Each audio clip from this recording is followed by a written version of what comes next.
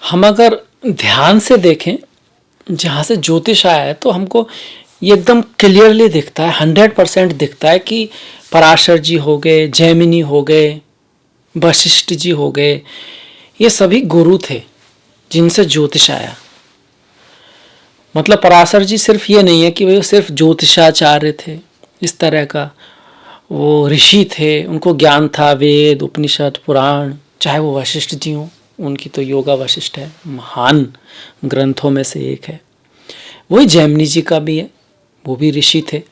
पर आजकल अगर आप हमारे जो गुरु हैं फिलहाल के, चाहे वो कोई भी हो, जो सदगुरु हों आपके, या फिर श्री श्री रविशंकर हों, जो फेमस है मैं उनको बता रहा हूँ, या फिर आपके ब्रह्म कुमारी हों, कोई भी हो, अगर उनके पास जाओ तो ज्योतिषी के बारे में आप जैसे ही बात करोगे, एस्ट्रोलॉजी के बारे में, समथिंग थोड़ा सा ऐसा लगता है कि वहाँ जाने का क्या फ़ायदा। तो ऐसा क्यों हुआ है, और आजकल के ज्योतिषी सिर्फ ज्योतिषी क्यों बन के रह गए हैं? उपायों का कुछ ज़्यादा ही बोलबाला हो गया है। स्पिरिचुअलिटी, अध्यात्म ग्रंथों की बात ना ज्योतिषी करते हैं और ना ही लोग उनसे एक्सेप्ट करते हैं आजकल। तो इतना बड़ा बदलाव क्यों हुआ है? खैर, ये बहुत बड़ा बदलाव है और ये आप सभी के लिए बहुत ज़रूरी है इस बात पे ध्यान देना।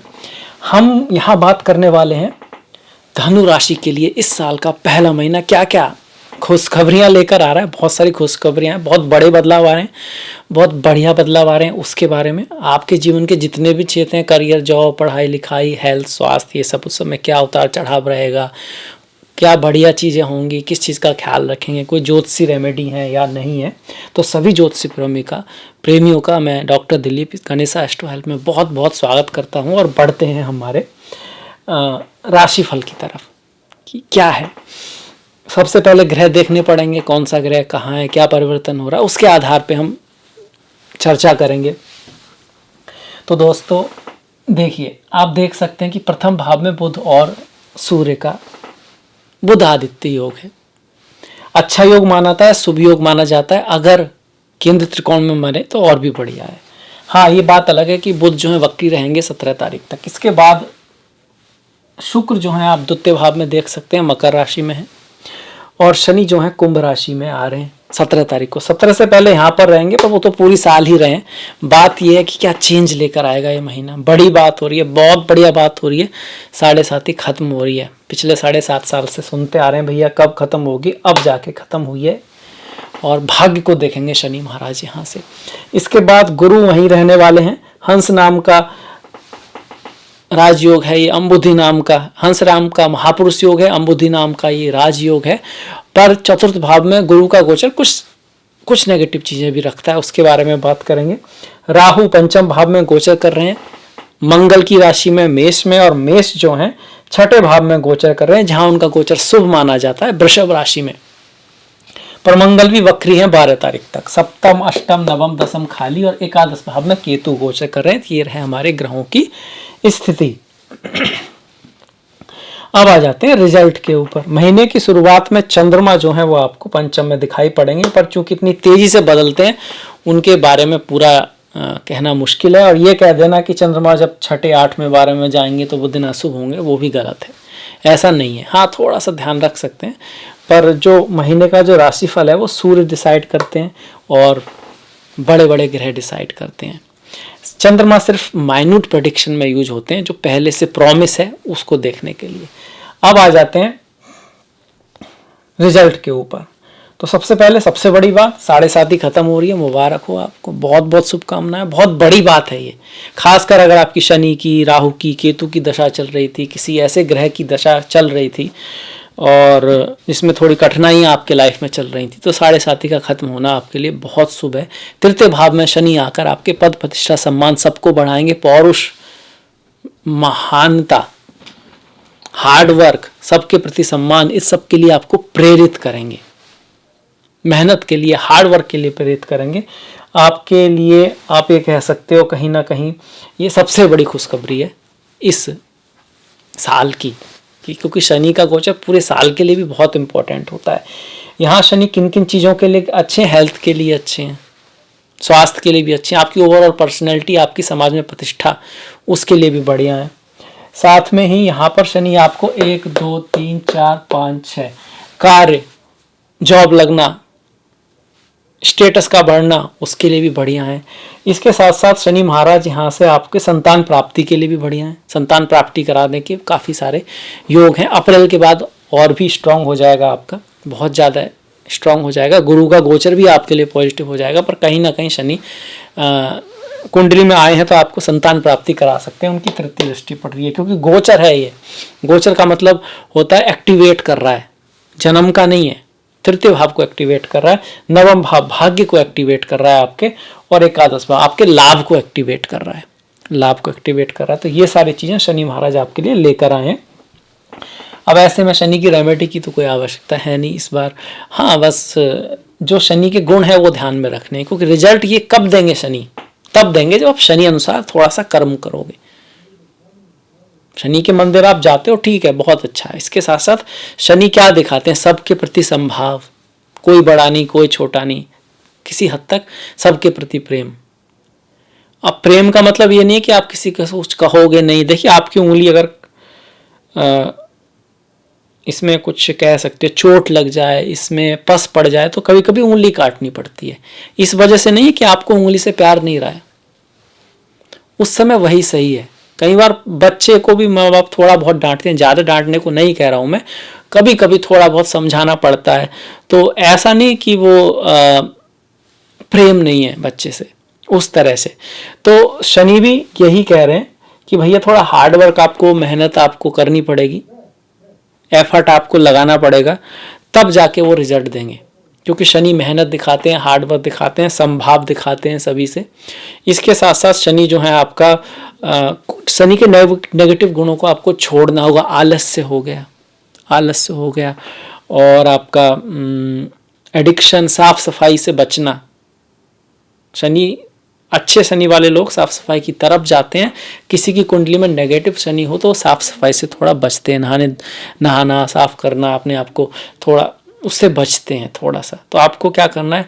नहाना है सुबह, अपने जो डेली रूटीन्स हैं उनको फॉलो करना है। आपकी जो ट्रेडिशनल नॉलेज है उसमें आपको उसकी रेस्पेक्ट करनी है, आपके पूर्वज हैं उनकी रेस्पेक्ट करनी है कहीं ना कहीं। तो ये सारी चीज़ें अपनाओगे तो वो शनि की जो मैंने बातें बताई, भाग्य की उन्नति भी करेंगे, लाभ भी बढ़ाएंगे, आपके संतान प्राप्ति को भी देंगे। पर यहाँ पर अभी राहु केतु भी बैठे हुए हैं आपके, और तो ऐसे में राहु का पंचम भाव में बैठना, कुछ लोग कहेंगे तो राहु है, शनि की दृष्टि है, तो पढ़ाई लिखाई के लिए तो बहुत बढ़िया नहीं है। ठीक है, ऐसा नहीं है बेकार है, इस भाव को एक्टिवेट करेंगे। अगर यहाँ पर कोई दुर्योग हुआ तो हाँ वो फोर्टिफाइड हो सकता है। अगर शुभ योग हुआ तो आपको हायर एजुकेशन के लिए भी बढ़िया स्कॉलरशिप आदि भी दिला देंगे। ये भी बात है। अप्रैल के बाद आपके लिए बेटर रहेगा। खैर, शनि की बात कर रहे हैं, अप्रैल पे तो हम बाद में पहुंचेंगे। तो ये आ गया शनि की दृष्टि जो बदलेगी, फॉरेन लैंड पे आ रही है, आपको विदेश ले जा सकते हैं, बाहर ले जा सकते हैं। बाहर अगर आप जाकर पढ़ना लिखना कुछ करना चाहते थे, क्योंकि 12वें भाव पर जो दृष्टि आई है वो आपको विदेश ले जाती है, बाहर ले जाती है, मल्टीनेशनल कंपनी आदि में आपको कार्य दिला सकती है। इसके बाद गुरु की बात करें, गुरु चौथे भाव में घर, गाड़ी, भूमि, वाहन, बंगला, इसका तो लाभ आपको करा सकते हैं, पर साथ में ही थोड़ा चेंज, ट्रांसफर, हार्डवर्क, मेहनत भी रखते हैं। इसी वजह से द्वितीय भाव है, पंचम भाव है, सप्तम है, नवम है, इनमें ज़्यादा शुभ माना गया है। कई बार व्यक्ति को कुछ ऐसे अनुभव रहते हैं जो वो चाहता नहीं था उसे हों, पर वो बोलते हैं ना कि रहमन बिपता हूँ भली जो थोड़े दिन की होए।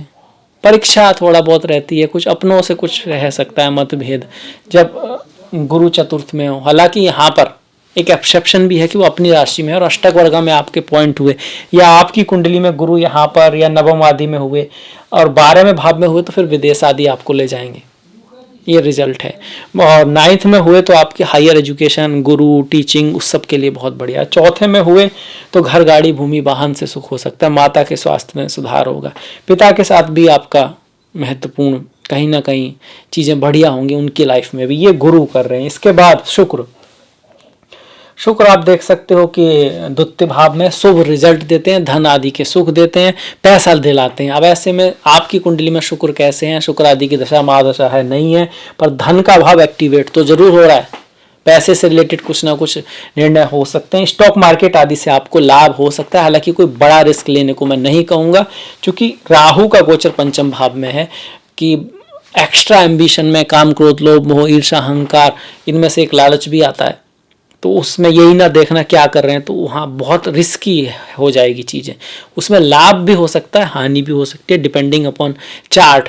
पर अगर राहु नहीं होते तो मैं कह सकता था कि भैया शुक्र आ रहे हैं आपके द्वितीय भाव में, तो 100% आप स्पेकुलेटिव गेम, स्टॉक मार्केट से लाभ करोगे। पॉसिबिलिटी है पर कोई बहुत बड़ा रिस्क नहीं लेना चाहिए।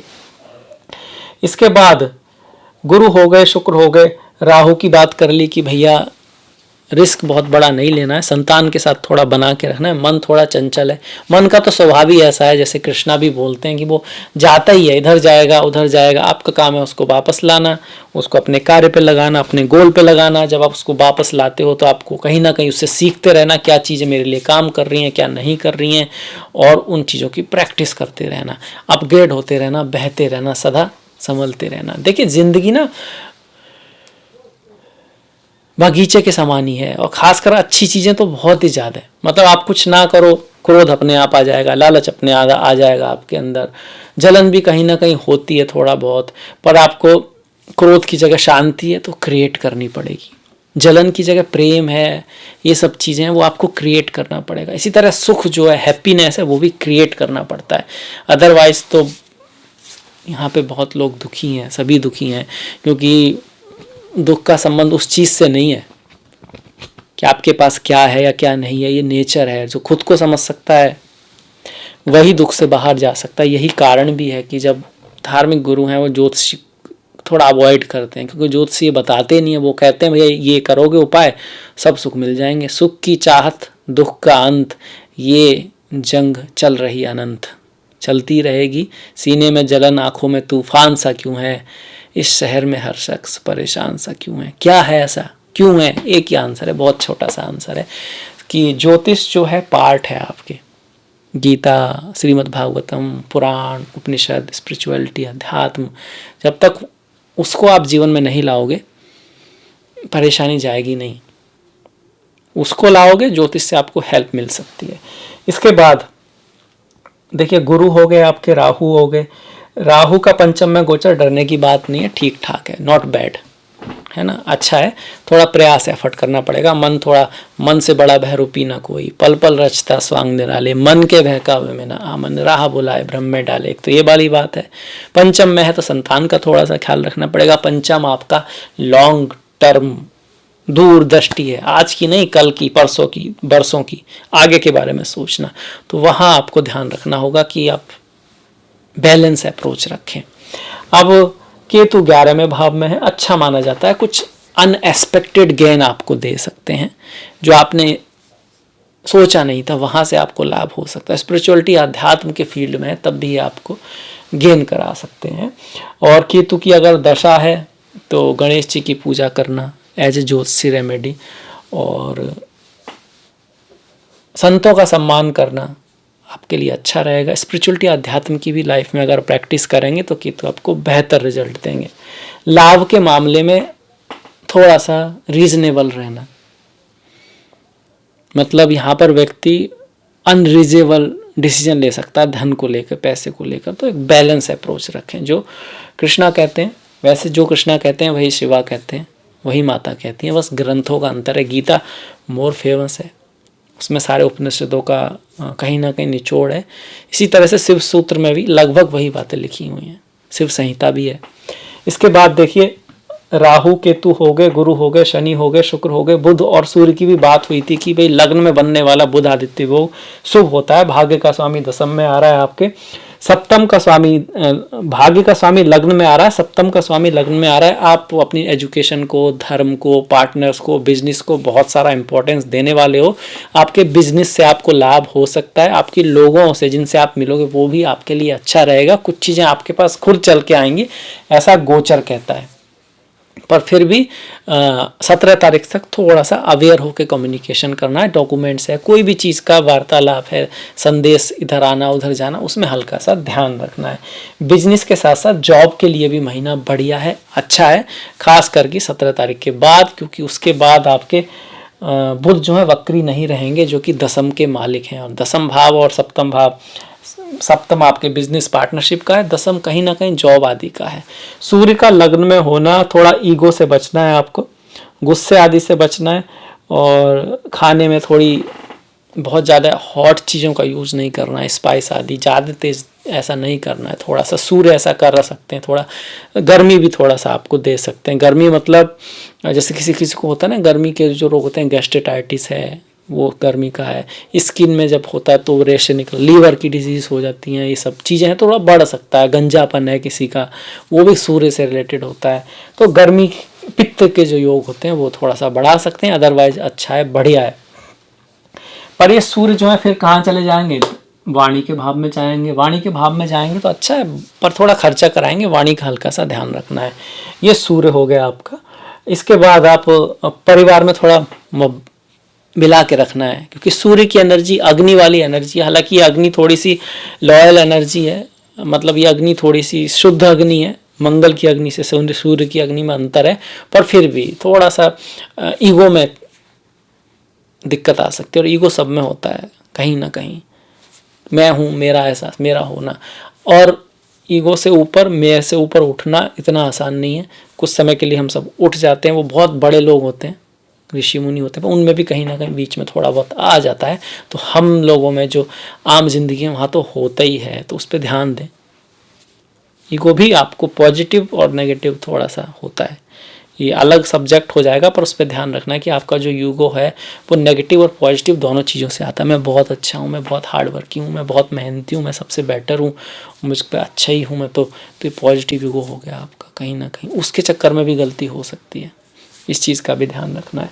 इसके बाद देखिए, शुक्र और सूर्य का कहेंगे कि भाई साथ में रहेंगे तो अच्छा है, कोई दिक्कत नहीं है। शुक्र जो है अच्छा करते हैं यहाँ पर मकर में, बढ़िया करते हैं शुक्र। फिर बाद में ना यहाँ से निकल कर यहाँ चले जाएंगे महीने के एंड में 21 तारीख के बाद। यहाँ पर जब जाएंगे तो तृतीय भाव में भी उनका गोचर बढ़िया है, अच्छा है। तो शुक्र का गोचर यहाँ पर भी अच्छा है, यहाँ पर भी अच्छा है। बुध का गोचर यहीं रहने वाला है, बुध तो यहीं रहेंगे आपके, और 6 फरवरी तक, मतलब पूरे महीने आपके रहने वाले हैं। तो बुध शुक्र शनि राहु केतु सारे ग्रह हो गए हमारे। अब आ जाते हैं महीनों के त्यौहार, जो भी बहुत ज़रूरी है, वो भी बहुत ज़्यादा इम्पोर्टेंस है। तो त्योहारों में सबसे पहले नई साल तो होगी, तो नई साल की आपको शुभकामनाएं हों। 14 तारीख की लोहड़ी है, 15 तारीख की मकर संक्रांति है, 15 तारीख को सूर्य उत्तरायण होंगे, पोंगल है, तो आपके लिए उसकी शुभकामनाएं। सुभाषचंद्र बोस जी की जयंती है। 25 तारीख को बसंत पंचमी है, माँ सरस्वती की पूजा होती है। कुछ लोग नारायण के साथ माँ लक्ष्मी की पूजा भी करते हैं। अच्छा दिन है, शुभ दिन है। 26 तारीख का रिपब्लिक डे है, और हर महीने की तरह ही पूर्णिमा का व्रत होगा। पौष पूर्णिमा होगी इस बार 6 जनवरी को, पुत्रदा एकादशी जो 2 जनवरी को, और साट्टिला एकादशी जो है 18 जनवरी को होगी। जो भगवान श्री हरिविष्णु के भक्त हैं उनके लिए बहुत ज़्यादा महत्वपूर्ण है। 4/19 का प्रदोष व्रत, 20 तारीख की संक्रांति, 10 तारीख की अंगार की संकष्टी, 21 तारीख की माघ अमावस्या, और 15 तारीख की संक्रांति। मैंने कोशिश किया थोड़ा जल्दी करने की, क्योंकि कुछ लोग चाहते हैं कि वीडियो लंबा ना हो, पर कुछ बताना भी हो, कुछ समझाना भी हो, तो थोड़ा सा लंबा तो हो जाता है, तो उसके लिए माफ़ी कीजिएगा। आप कमेंट कीजिएगा, ज़रूर कमेंट कीजिए, अच्छा लगा बुरा लगा, छोटा सा कमेंट कर सकते हैं, ज़्यादा समय नहीं है तो। और कुछ सुझाव दीजिएगा कि क्या कर सकते हैं बेहतरी के लिए, तो उस सुझाव के, आपके सुझावों के लिए मैं आभारी रहूँगा। इसके साथ साथ आपसे मुलाकात होगी नेक्स्ट वीडियो में। तब तक के लिए आप वीडियो को लाइक कर दें, शेयर कर दें, घंटी वाला बटन दबा सकते हैं। और अगर आपको वीडियो अच्छा लगा है, आप सुनना चाहते हैं या पसंद करते हैं, तो इंस्टाग्राम आदि का भी मैंने लिंक दिया है, तो उसको भी फॉलो कर सकते हैं। नेक्स्ट मुलाकात तक अपना ख्याल रखें, अपनों का ख्याल रखें, सभी का ख्याल रखें। नमस्कार।